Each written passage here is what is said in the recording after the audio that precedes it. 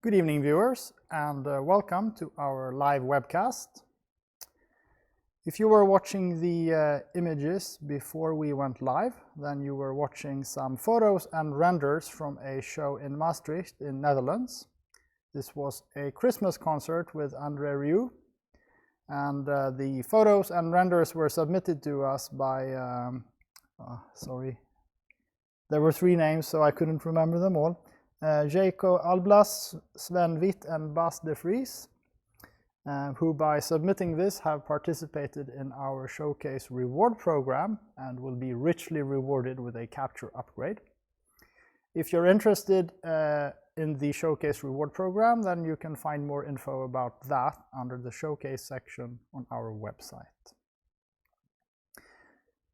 Tonight, we are going to be talking a little bit about Capture 2020 and relevant information about that.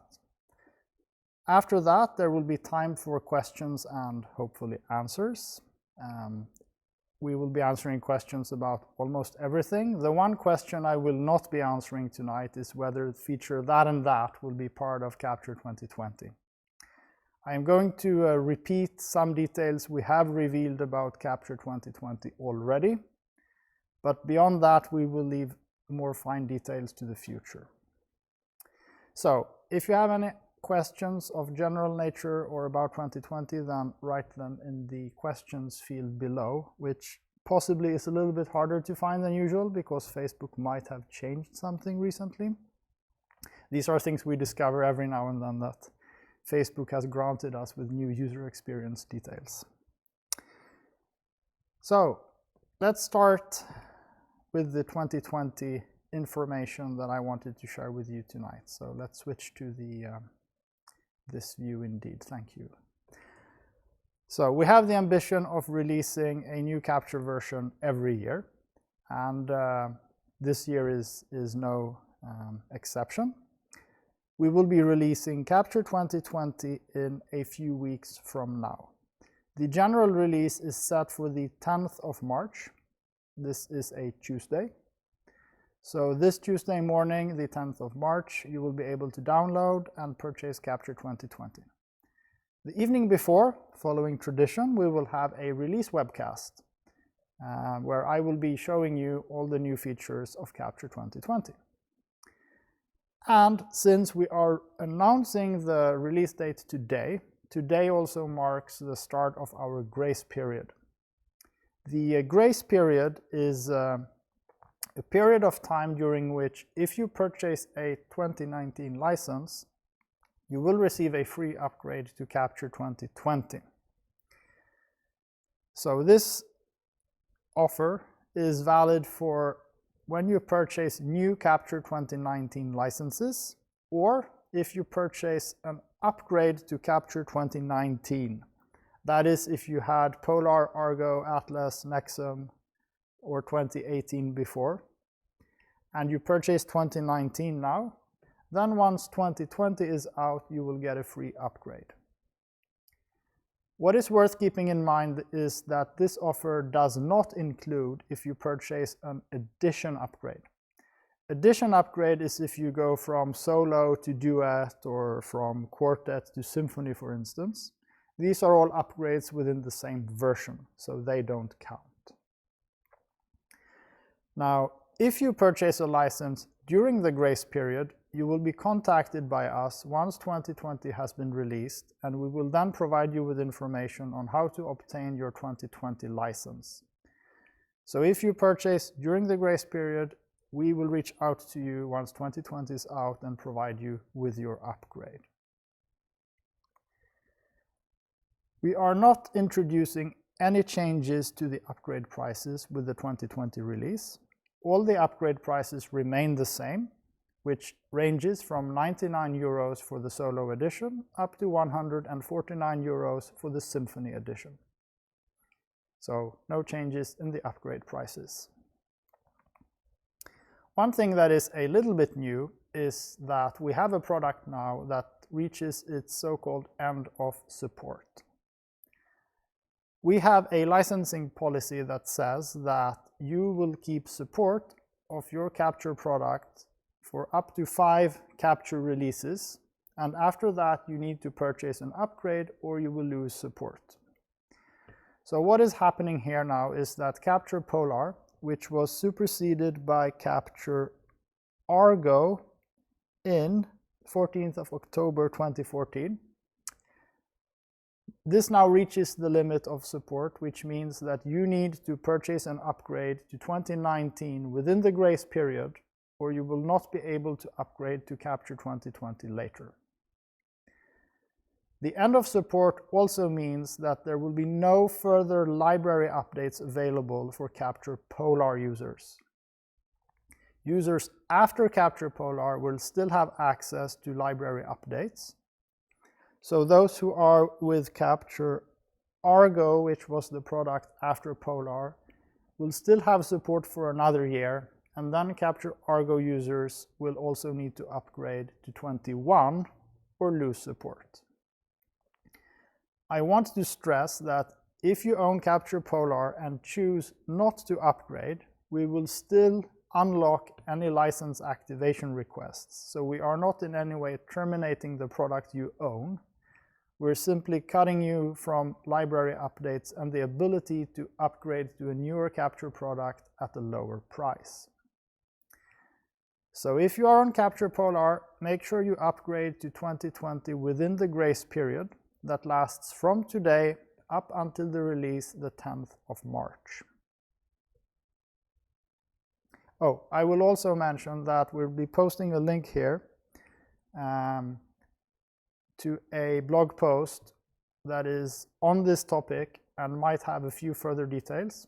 And well, it's a blog post, so you can read it and have it translated as you need as well. So this blog post is on our website, and I believe you should have the link in the comments field below. So again, if you just popped in here, if you would like to ask any questions, then please do so in the comments field. The only question I will not be answering tonight is whether a specific feature is part of Capture 2020 or not. Let's move on. If you want to see Capture 2020 in action before you upgrade, you can do so at the ProLight and Sound show in Frankfurt. It's from the 31st of March until the, I believe, 3rd of April. We will be on location as usual in our stand D67 in Hall 12 Mark 1. So we've moved halls again in Frankfurt, and we are back to Hall 12, I believe. It's gone back and forth quite a few times, so I'm starting to lose track. I'm sure we'll be there though. Now, we have given away some details already about the news in Capture 2020. Specifically, there are 3 things that we have teased you with, and I would like to repeat those and talk a little bit about them. I will not reveal more details than this today, but there may be some teasers on social media up until the release of 2020. So if we could switch to full screen, please. The first feature I want to talk about is cross-platform presentations. One of the top requests from our users since we introduced the powerful presentations feature back in, I believe, Capture Polar, has been that you need to run Capture on a Mac to produce a Mac presentation or Capture on Windows to produce a Windows presentation. With Capture 2020, it will now become possible to export a presentation on either system and have it run on both systems. How this works in practice is, and this is what is shown on the screenshot behind me, is that when you export a presentation, in this case the Chateau project, our sample project, you will get a zip file. This zip file can be sent or transferred via a stick. Previously we exported an .exe file or a .app on Macs, and it could be difficult to transfer these correctly. So it is an advantage that you get a zip file right away. And in that zip file you will find both an .exe file and an app that can show your presentation. So if you look inside the zip on a Mac, this is what it will look like. And if you look inside the same zip file on Windows, you will find the same files. So the recipient of your presentation zip file simply opens it and runs the presentation inside. So this is the cross-platform presentations, which is one of the major features of Capture 2020. Another big feature, and maybe because it is something that we have envisioned for so long and finally had a chance to implement, are the focus planes. If we can switch back to full screen again, thank you. So there are a number of focusing situations that have been a little bit tedious so far. The specific scenarios are, for instance, focusing on a cluttered stage where right-clicking on objects would mean that suddenly you focus 1 meter or 2 meters above the floor, while when clicking on the floor, you are focusing, well, on the floor. Also, if you have materials on stage and on all objects, it can be difficult to assess whether you have an even spread or not, and even to identify individual beams. The focus plane, which lives in the library, now let's see if I can point right there, is where the focus plane lives. It can be dragged into the design and is shown, represented, well, I can't point here, as a grid. This grid is like a working area within which you are focusing. And it has, well, 4 different options or 4 different ways it can look, depending on what you want to do. One is to simply hide it, so that is not interesting.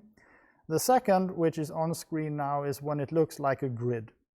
Now this can be helpful if, for instance, you've decided to focus in, let's say, 6 pools on stage, so you have left, mid, right, front, and back.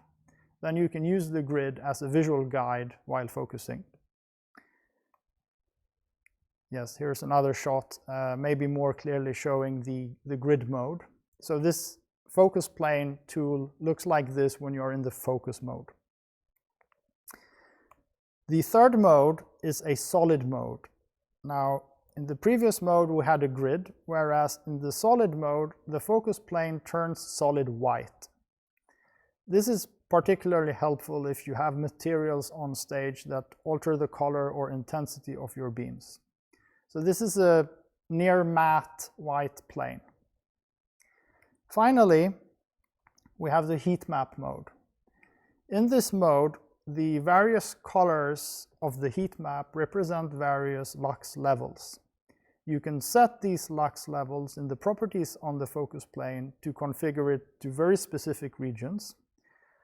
But obviously it is quite helpful when you have many fixtures and you want to assess whether you have, well, for instance, an even focus, or maybe even just to see whether you have roughly the same level of brightness at 2 different locations on stage. You can add multiple focus planes if you need. You can rotate them, tilt them, and change their size, so they can accommodate a number of different scenarios. Now, one thing that is perhaps less obvious is that if you have a stage floor with holes in it or some kind of complex layout, then using a focus plane also helps you focusing, because you can click anywhere even if there is no stage below. And sometimes when you have actors standing close at the edge of the stage and you have backlighting, you may need to click to focus outside the edge of the stage. This is also something that can be done using a focus plane, because it creates this virtual surface that you can interact with. This is one of our favorite features in Capture 2020, and something that we've thought about for quite long actually, and are happy to finally be able to deliver. Now we can leave the full screen mode here. Another feature that we have already written a blog post about actually is GLTF import and export. Now we have been lucky, or as a famous Swedish athlete once said, I don't know much about luck, but the more I practice, the luckier I get. So we've been lucky in having found a number of times some technology that we've been first with and that has then become quite popular. We were first with native SketchUp file import. We had NDI streaming video. We've been first with, now I forgot. I had at least 2 more examples. But here is another new technology we're adding to Capture that we think is going to be quite big and that we're first with. So GLTF is a 3D file format. It contains 3D objects, it contains materials, textures, and everything you need to see a 3D scene. This is an open format maintained by Kronos. This is the same group that maintains OpenGL. And it has been created as a collaboration between a number of companies. So it is not one company that has tried to write something for an industry as much as a number of companies that have come together to create something, and is being embraced at a very high pace by the 3D industry in general. There's lots of manufacturers and nice logo types on the picture behind me. In some of these cases, it's more about an intention and an ambition than something that actually works. But a very specific example of where GLTF will be of good use to you is that Blender is capable of importing and exporting GLTF.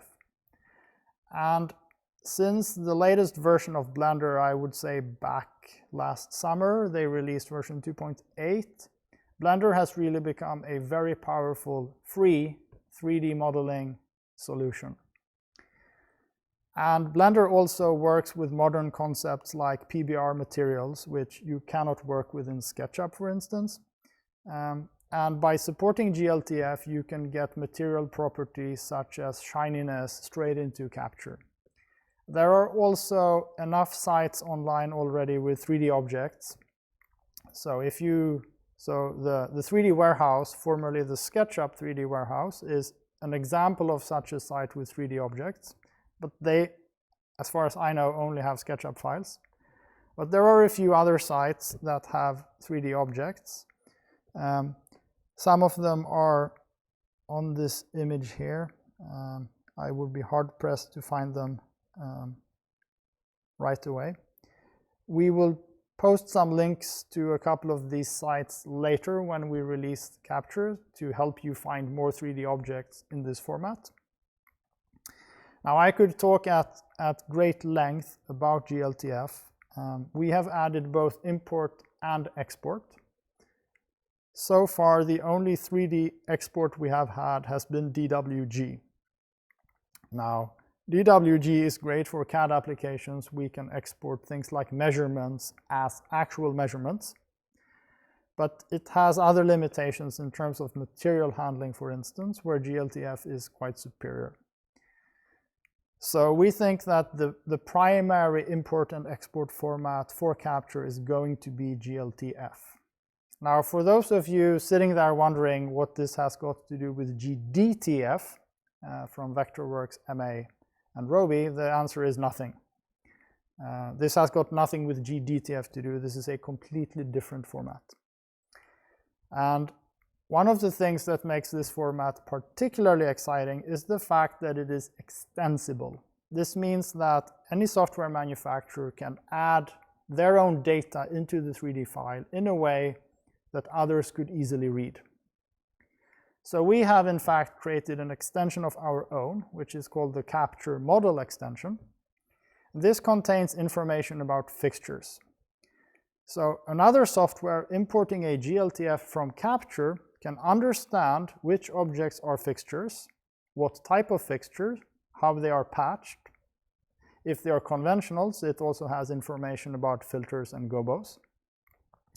So this means that for the first time, we could have a format that you could export from Capture, complete with the 3D model and the patch and all information.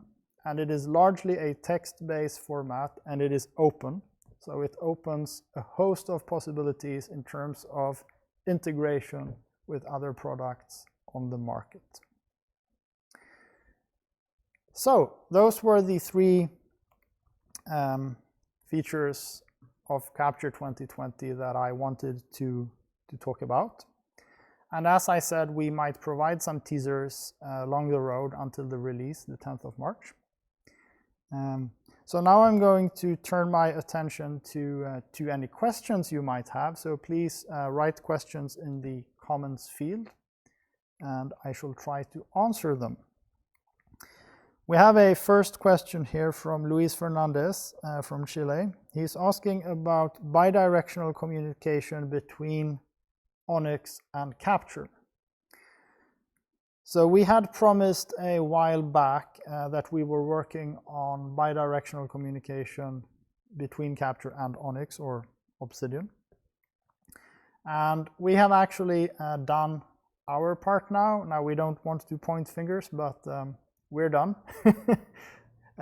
So at this point, we're really just waiting for the ONYX guys to finish the implementation on their side. So I will have to ask you to please direct the question to ONYX support instead, because I don't have an update at the moment as to when they might be done with this, basically. Christian is asking whether it is possible to represent possible mirrors and maybe with GLTF. Well, I'm not going to answer, do we have this or that specific feature in Capture 2020, but in a sense, we have mirrors already in the shininess property of the materials we have. What we don't have is the ability to reflect all kinds of lighting. So at the moment, the only lighting you see reflected in materials is the apertures of the fixtures. And this is why if you have a backlight on stage, for instance, you can see the apertures reflecting on a shiny floor. Now, of course, we are working towards bringing in reflections of various sorts. And there are a number of techniques in 3D graphics available. Of course, some will come sooner than later, but I can't really give any timelines at this point. Jan Kracht is asking whether it will be possible to import Capture into Cinema 4D Stage, the Stage plugin by Huntman. This is not something we have tested specifically, but what we see now with GLTF is that a lot of companies are adding support. I have tested GLTF export from Cinema 4D, and I don't know whether they have an import, but I would find that highly probable, or there will be a plugin for sure. It's uncertain whether that plugin would be able to understand our extension so that it would know what a fixture is. So import into C4D, probably yes, but into C4D Stage, I don't think at this point, but we have certainly put some technology out there that could make it possible. Actually, it's more a question for the C4D plugin people at this point, whether they want to read our extension, because the data will be there. We have, in fact, already put out a couple of examples. So under the developer support page on our website, there is a zip file with 2 examples of exported GLTF files from Capture. It's an export of the Chateau and I believe the Dockhouse project files, complete with the patch and everything. These can be viewed in GLTF viewers already if you want to have a sneak peek of what is possible with a GLTF export. We have a question from David Misakian. Say we have side truss with fixtures. What is the Capture way to fast mirror the truss to the other side? He misses the wig tool mirror. So put simply, the fastest way to achieve something mirror-like is to go to the top view of Capture and select the objects you wish to mirror and rotate them 120 degrees around. Now what happens then is that you may need to adjust the position of some fixtures and orientation after you've done that, because, well, we don't have a full mirroring tool. But depending on the specific situation, it can be quite easy, but in some cases it's also quite difficult. Especially if you have specific truss corners, it can be very difficult to mirror, and you might even need to replace for other truss parts. Then we have a question from Terence, is what will student edition have? So the student edition of Capture 2020 will be available for download when we release Capture 2020. It should come at the same time, really. We're not making any changes to the limitations of the student edition, so they will be the same, except it will be Capture 2020 instead. I believe we are keeping the same fixtures in there, the same other limitations that the student edition has. So, for instance, in the student edition, you cannot open a capture project file from a licensed capture, but you can open a student edition file, I believe, in the licensed version of capture, so the teacher could read student files. But this is nothing new or different, really, to be honest. This is the same as before. David is asking further about the mirror features, whether we have any plan to add this feature. It is something that we have worked on and off. To be honest, one of the things that has delayed it is that there are so many situations where you cannot actually mirror. There are objects that simply can't be mirrored, so Capture would need to detect what these are. And it's turned out to be quite complicated. So we are, in a sense, working on it, but we're not there yet. Also, it seems I said something about rotating the objects 120 degrees. That should, of course, have been 180 degrees and nothing else. Cody Kirkwood is asking when Capture 2020 will be released. The date is the 10th of March, a Tuesday, and we will have a live webcast on Monday evening, the 9th of March, before that, where I will be showing all the new features in Capture 2020. Cedric Duray is asking whether Capture will understand LED wall configurations. For example, mapping a material on a LED wall that is rotated 30 degrees to the left. Short answer to that question is no. We do have some new features coming up when it comes to material mapping and LED walls, but I don't believe anything that solves this particular problem, no. Louise Morrissey is asking, is it possible to have a measurement scale in metric and imperial directly in the program? Now, this question can be interpreted a few different ways. Yes, we have a measurement tool, a distance measurement tool in the library, which you can drag and drop into the design.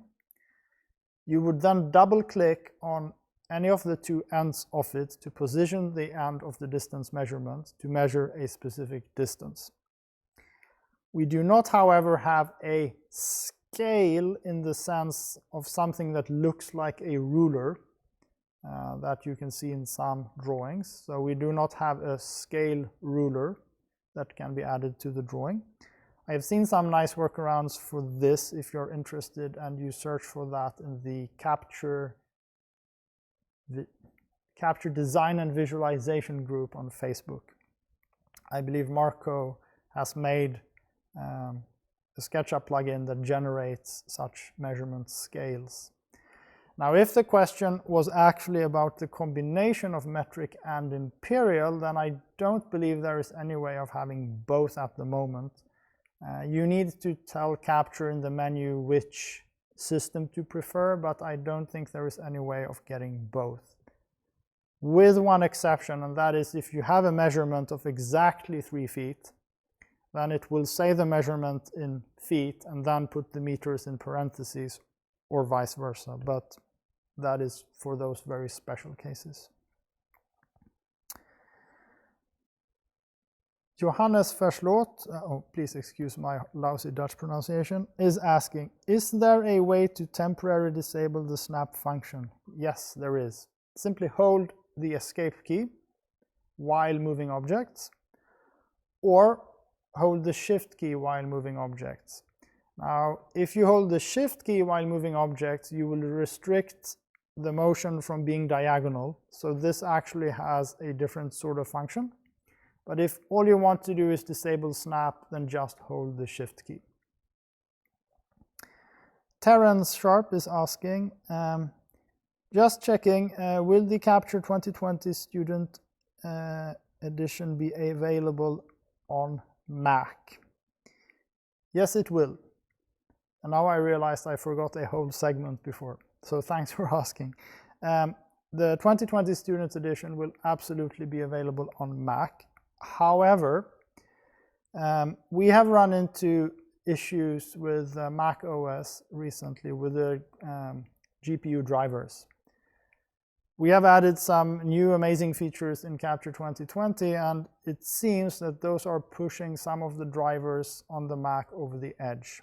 And these are specifically Intel and NVIDIA drivers. So I will ask Matthias, who's helping out here, to please post the link to the blog post about the driver issues on Mac. We are in contact with Apple about this, and there are several issues actually. It's not just one issue. It is down to Intel at this point, basically, to fix their drivers that they supply to Apple. So the problem at the moment does not lie in Apple's hands. We are somewhat, but not very hopeful that they will have this fixed in the 5 weeks until the release of 2020. Nevertheless, we will not block Capture 2020 from running on Intel GPUs on Macs, because we hope they will fix it soon, and then we want it to just work.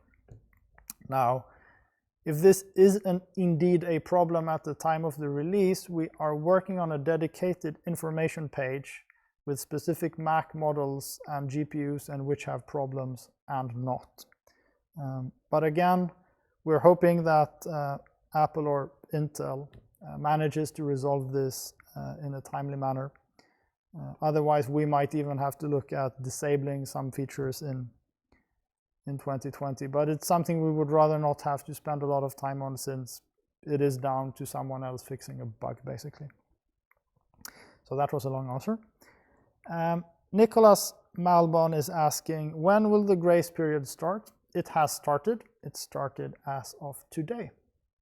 So any purchases of Capture 2019 or upgrades to Capture 2019 will automatically get you a Capture 2020 license once that has been released. So what happens then is that we would reach out to you after the 2020 release with information on how to get hold of your upgrade. Moving on, a question from Bas de Vries, whether it will be possible to have a full cursor. Now it appears automatic. I'm afraid I don't quite follow that question. Could you please rephrase it? Laurent is asking, in Capture 2020 is add text box with some properties in CAD mode. So in general, I don't want to answer questions like, will we have this and that in Capture 2020, because we could go on all night. We have done some things in Capture 2020 to help with these problems, but I will have to get back with more details on that after the release. Martin is asking, he's having problems with large amount of pixels. Will there be anything about this in the 2020 edition? Of course, there will be performance improvements in Capture 2020 and lots of other improvements. It's very difficult to say whether it will be enough for you in this case. I hope so, of course, but I can't guarantee. But there's just 5 weeks or so until we release it, and you will be able to test it either way. Michal is asking, hi, I have 2019 is there a free upgrade for me too? Now, unless you purchased your Capture 2019 license today, then I'm afraid you will have to purchase your upgrade to Capture 2020. So only if you have purchased your 2019 license during the grace period, which started today, will you get an upgrade for free. Tone is asking, just wanted to be clear, I have right now Capture 2019 Solo and would like to upgrade to 2020. Will I have a free upgrade? So in general, the only free upgrades, as I just said, are if you purchase 2019 today or between today and the release of 2020. So as a general principle, we release a new version once per year, and the grace period is around 1 month long. So if you purchase in those first 11 months, you will have to purchase your upgrade to 2020. It's only if you purchase within that 1 month grace period that you get a free upgrade. On the other hand, if you don't fancy the features of Capture 2020, you can choose not to upgrade and upgrade to Capture 2021 instead, or even put that off for a number of years if you need. So the upgrades are not mandatory in any sense, and you will still receive support in terms of license activations and library support up to 5 years after the product you purchased was replaced by a newer version. And I think we are nearing the end of the webcast, so we shall close the line for further questions at this point, but I will try and answer what's come in already, of course.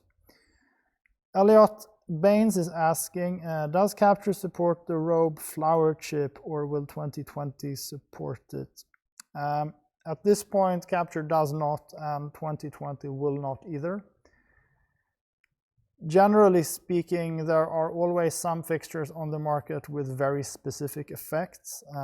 The flower effect of the Robe is one. Another example are the Martin fixtures that have an aperture divided into 6 or I believe 7 segments. And we try to implement as much as possible, but if some features are truly unique, then in general it's difficult for us to keep up with that. Especially since the fixture manufacturers are pretty much trying to come up with something completely new all the time. So in a sense, yeah, we're kind of working against each other in a way.